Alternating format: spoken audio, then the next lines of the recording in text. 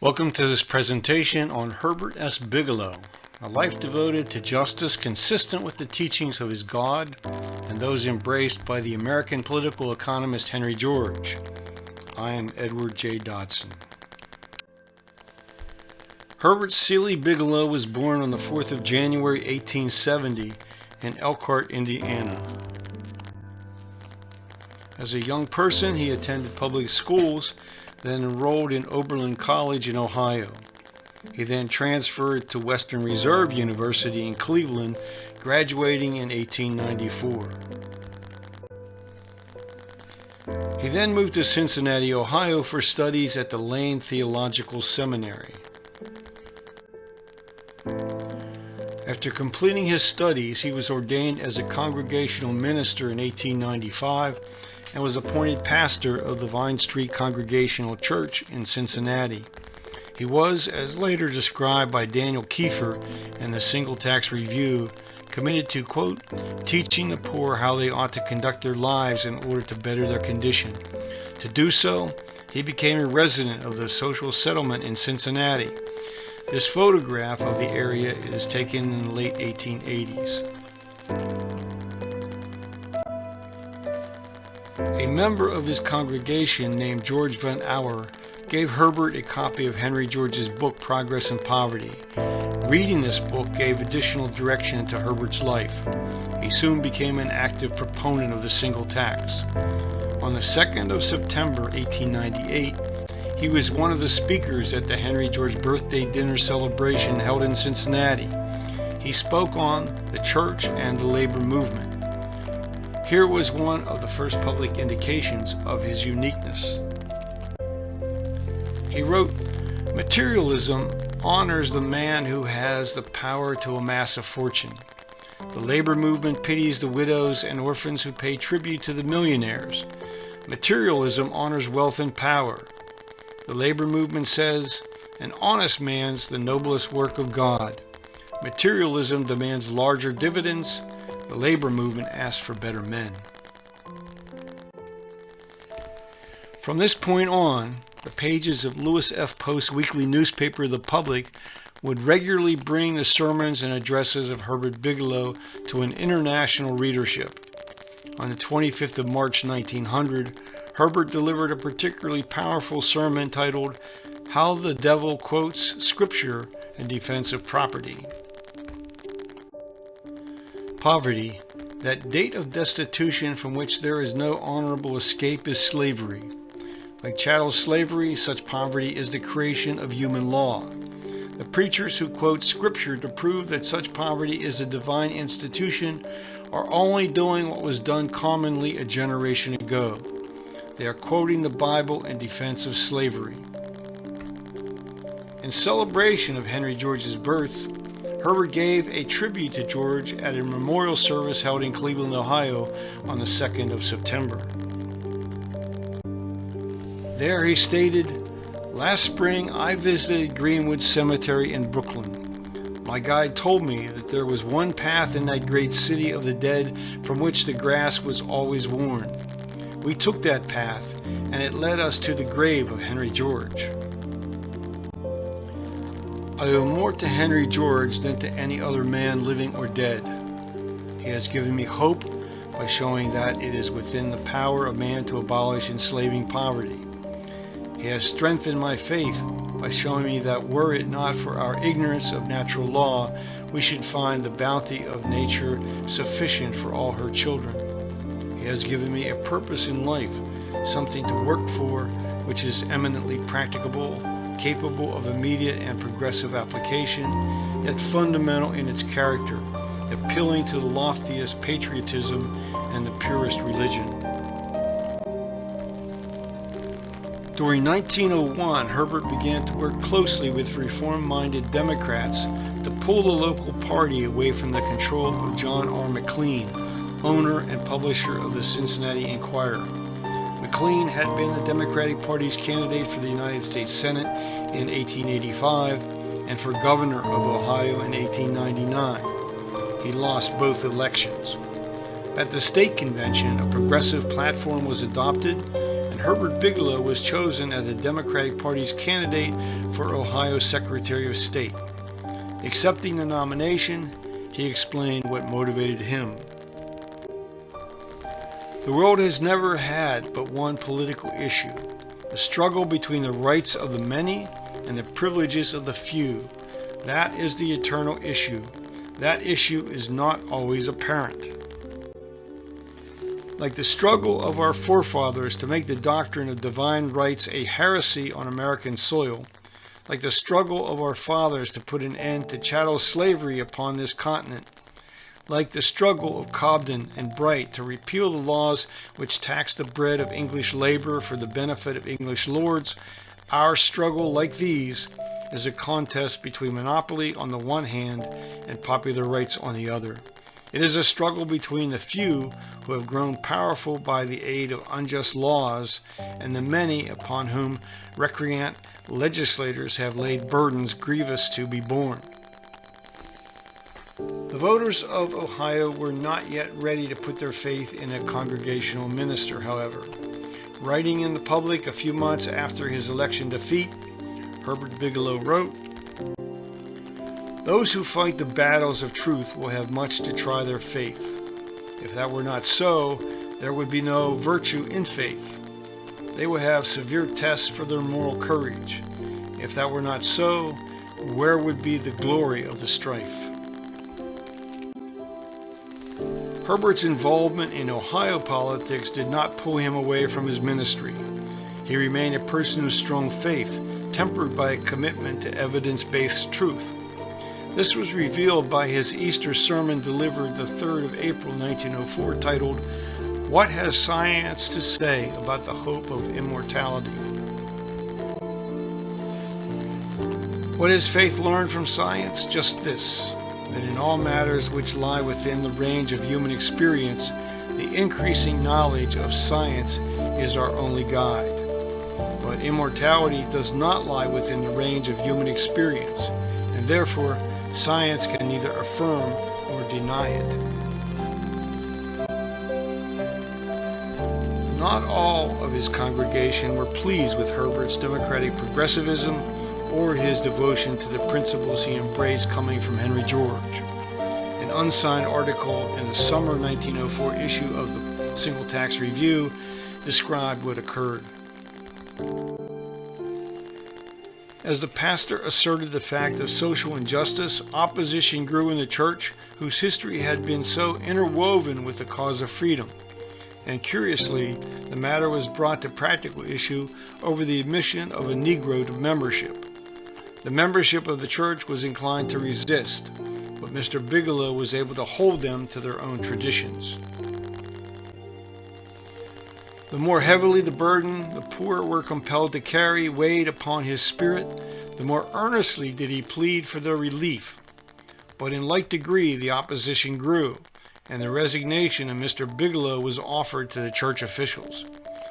The resignation was refused by a vote of 80 to 60, and the minority of Christians began a series of persecutions in spirit very similar to those visited upon the abolitionists who founded the church. They attempted to try him for heresy without specific charges, maliciously assailed him in the newspapers, tried to excite fear of personal violence, and finally endeavored to starve him out by withholding his salary. Old members have left, but new ones have taken their places.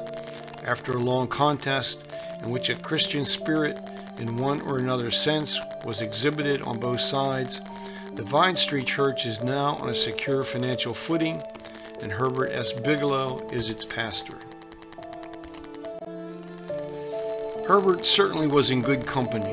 The nationally respected single taxer Tom L. Johnson served as an important example of public service for the public good. Herbert explained the situation this way in an interview early in June 1940 by a reporter for the Cincinnati paper, the Citizens Bulletin.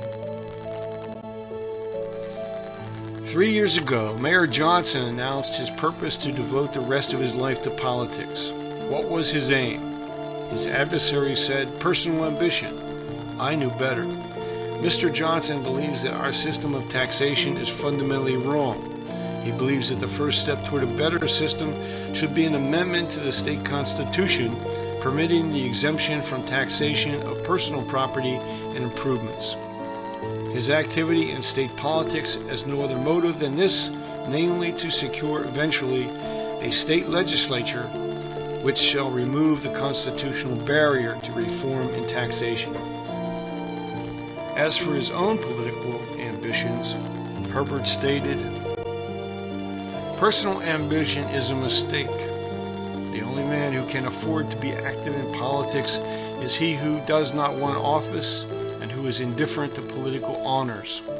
It seems to me it is the duty of the preacher to inspire such men to take an active interest in public affairs, men who, if they do not live to hear the glad voices of the reapers, will find reward enough in the knowledge that they help to break the ground and sow the seed." He now stepped up to lead the campaign for a direct primary law in Ohio, which was enacted in 1906. Then came the fight to enact the initiative and referendum. He argued that these measures were essential to the establishment of actual democracy. The initiative and referendum would prevent changes to which the people have not been educated.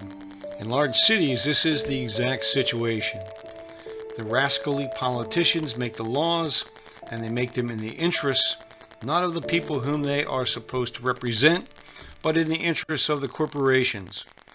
With the initiative and referendum, we may realize the hope of a government of the people, by the people, for the people. In 1910, Herbert was invited by Canadian single taxers to visit Winnipeg to deliver a series of lectures. The first lecture, Les Miserables, The Book and Its People, was delivered before the Royal Templars of Temperance. A newspaper report the following day said, "A man of rare power and boundless breadth of human sympathy, born of a deep understanding of primary human nature, and gifted besides with the wealth of expression, both of tone and phrase." Such was the impression of the Reverend Herbert S. Bigelow, carried away by a large assembly of people who heard him speak at the new Oddfellows Temple. In 1912, Herbert was elected as a delegate to the 4th Constitutional Convention of Ohio. Delegates then elected him as president of the convention, despite opposition from the Ohio State Board of Commerce and its president, Allen Ripley Foote.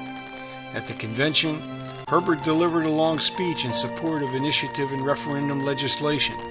The editors of the Public evaluated what was accomplished. That some single taxers will grieve over the inhibition of single tax legislation in the compromise amendment for direct legislation that Bigelow secured from the Ohio Constitutional Convention is probable. So prone are we all to value cherished names and plans above substance and results.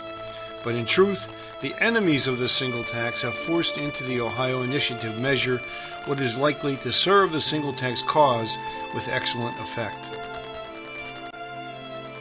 If the proposed amendment to the Ohio Constitution had not inhibited the use for single tax legislation of the legislative initiative, a single tax law could be voted on if petitioned for by 4% of the voters. But this would have been useless without many more favorable voters than 4%. The single tax must have public opinion behind it to be worthwhile. As the Cincinnati Post reported on the 28th of March, the death knell of special privilege as the controlling force in the lawmaking of Ohio was sounded when President Bigelow announced the result of the roll call, which made certain the submission to the voters of the initiative and referendum proposal. That the proposal will be approved at the polls by an overwhelming majority and thus become a part of the fundamental law of the state is as certain as that election will be held. Direct legislation in Ohio was voted for in a special election held in September. Fellow Democrats now encouraged Herbert to enter the campaign to be the next governor of Ohio. He decided to offer himself, however, for election to the Ohio House of Representatives and was elected to serve a one-year term beginning in 1913. After meeting with Governor-elect James M. Cox, Herbert assumed the role of floor leader. With the outbreak of war across the Eurasian continent, he reflected on the state of Christianity as a basis for relations between peoples of different races, ethnicities, and cultures. This war has robbed me of no cherished belief. It has amazingly confirmed my faith in true Christianity. It has unmasked the lie of civilization. It has revealed the bankruptcy of conventional religion. But the religion of Jesus stands forth as the world's supreme need. Real Christianity the world has never tried. Society is founded upon a denial of the doctrine of brotherhood of the great Nazarene. A series of pamphlets with brief messages to the public was produced and distributed. In one, Herbert quoted Joseph Fels, commenting on Andrew Carnegie's $10 million contribution to the International Peace Fund.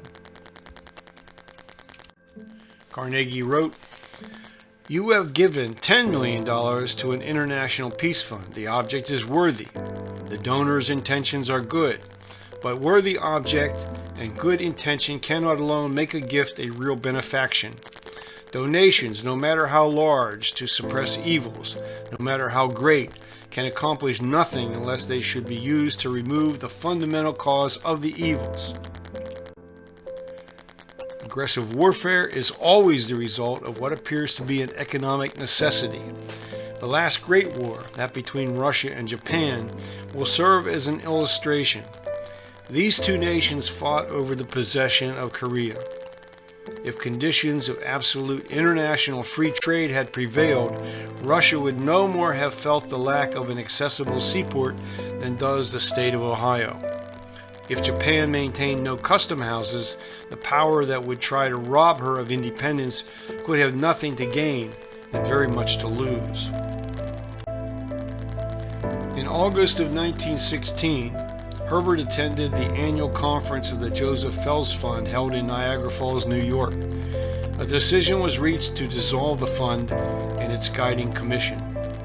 Joseph Fels had died early in 1914, and although his wife Mary was initially committed to continue support of the single tax mission, her priority became the establishment of a permanent home for the Jewish people. She expressed her hopes in an article published in London in December of 1918. Zionism should mean something more than the establishment of an independent state. What we should strive for is not merely a Jewish nation, but a state with institutions excelling those of any existing commonwealth, a benefit not only to the Jews, but to all mankind. In that way, we can make Zionism, or Judaism, the universal symbol for social justice and righteousness. In that way, we can build a state of which Jews throughout the world may be justly proud. Mary goes on to make the case for adoption of the single tax in the new Zionist state. It would in normal times make unnecessary any other taxation. That also would be a relief to industry. There would be no unemployed in Zion unless there should be some not wanting to work. Those holding land having any value at all would either put it to its most productive use or give way to others who would want to use it. Involuntary poverty would thus be abolished, and with it would go all the vice, crime, and misery resulting therefrom. By the beginning of 1917, U.S. entry into the global conflict was rising to the top of the public debate. Herbert Bigelow advocating holding a national referendum to decide whether the U.S. would or would not enter the war. He was, however, reluctant to become a spokesperson for the anti-war movement. In September, he sent a telegraph to Secretary of War Newton D. Baker, also a single taxer, asking Baker whether he should accept an invitation to speak at a socialist meeting in Milwaukee, Wisconsin. The details of this incident and what followed are provided at ohiohistory.org. He observed that he did not wish to be put in a position of conflict with the government, and he informed Baker he believed that President Wilson's reply to a peace initiative by the Pope satisfied American public opinion, and that the war should be prosecuted on that basis. Bigelow also referred to the fact that he did not approve of the majority resolution of the 1917 St. Louis Socialist Party Convention that had blanketly condemned American involvement in what was seen as an imperialist war. Baker had passed Bigelow's telegram all along to President Wilson as an indication of favorable response to Wilson's message to the Pope.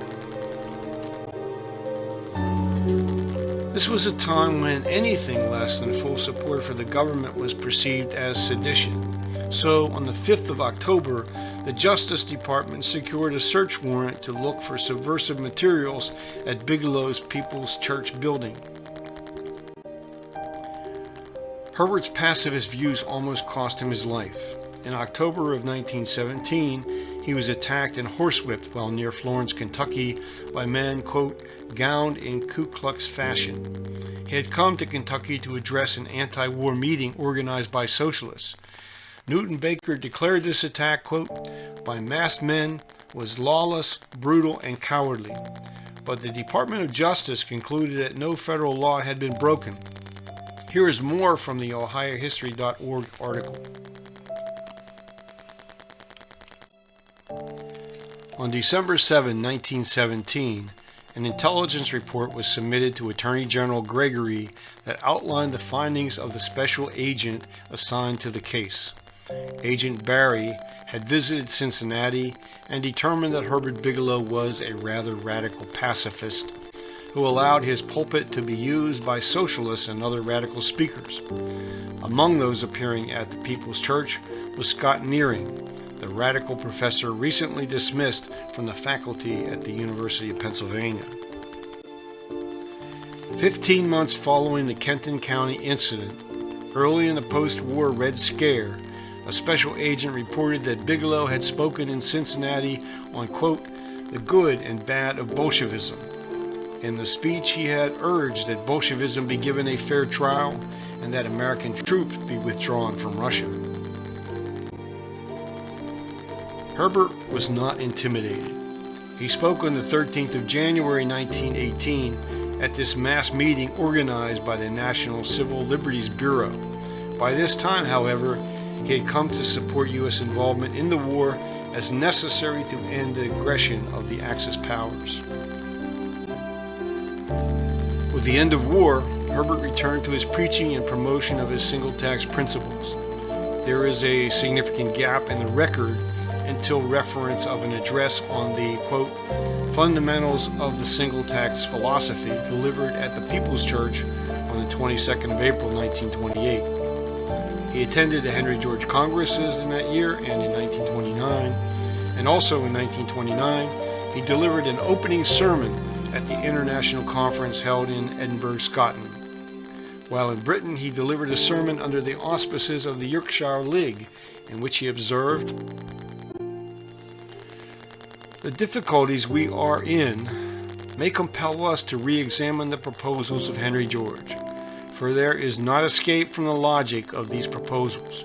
Riding through your country, one finds everywhere great landed estates which are walled against the public, and which are practically tax-free. How do you not put taxes on these estates and break them up and throw them open to productive use? That would increase employment for labor. Also in 1929, he was elected to the National Advisory Commission of the Henry George Foundation of America. Herbert's political life renewed in 1936 when he agreed to run for the U.S. House of Representatives and won. Shortly after the election at the Henry George Conference in Cincinnati, he outlined a strategy to make Cincinnati the first single-tax city in the United States. In July of 1937, he took the opportunity to bring up the subject of real tax reform. Mr. Chairman, I am as much handicapped in talking on the subject of taxation to this audience as though I were talking in a strange language. 43 years ago, great friend of mine, Tom L. Johnson, for 9 years mayor of Cleveland, stood in the well of this House and supported an amendment to a tax bill which incorporated a principle in which I have believed for 40 years. They got 6 votes for the amendment in the House at that time, and the names of the 6 men were recorded in a congressional record that they might go down in history. I have no illusions as to the possibility of passing such an amendment, which I am going to present at the appropriate time, but I do it to find out how many people in this House will vote for this proposal than voted for it 43 years ago. Moreover, I do it because of the sentiment involved. I spoke the last words at the grave of Tom Johnson in Greenwood Cemetery, Brooklyn, 26 years ago, where we left him sleeping beside his great friend Henry George. It is a matter of sentiment with me to stand in the well of this House and do what my great friend did 43 years ago and offer the same proposal. The bill he referred to was designed to provide more revenue for the District of Columbia. The Georgia's periodical Land and Liberty reported the outcome of the vote in the September 1937 issue. On the votes being counted, there were ayes 21, noes 64, so the amendment was rejected.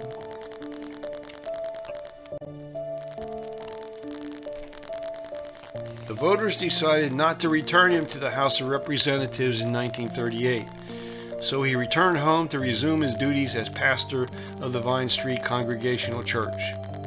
He was then elected to the Cincinnati City Council, serving in 1940 and 1941.